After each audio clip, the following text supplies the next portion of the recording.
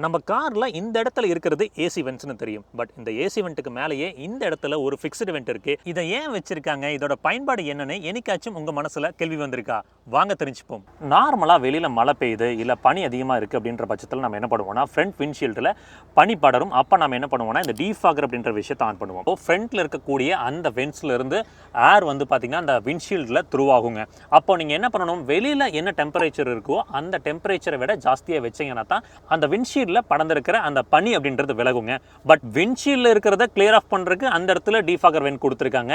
அப்போ நீங்க left or right judgement எடுக்க பயன்படுற இந்த சைட் கிளாஸ் இருக்கு பாத்தீங்களா, இதுல பனி படர்ந்துருச்சுன்னா இந்த ஓஆர்விஎம்மோட விசிபிலிட்டியை மறைக்கும். அப்போ லெஃப்ட் ஆர் ரைட்ல வரக்கூடிய கார்களை நம்மளால கிளியரா பார்த்து ஜட்ஜ் பண்ணி டிராவல் பண்ண முடியாது. அதற்கு தான் இந்த இடத்துல நமக்கு ஒரு டீஃபாகர் வென்ட்ஸ் கொடுத்திருக்காங்க. இந்த வென்ட்ஸ் இப்படி பார்த்து உங்களுக்கு ஏரை த்ரோ பண்ணும். அப்போ இந்த இடத்துல படிச்சிருக்கிற பனி அப்படின்றது விலகிரும். நமக்கு கிளியரான ஒரு விசிபிலிட்டி இந்த ஓவியம் மூலமா நமக்கு கிடைக்கும்.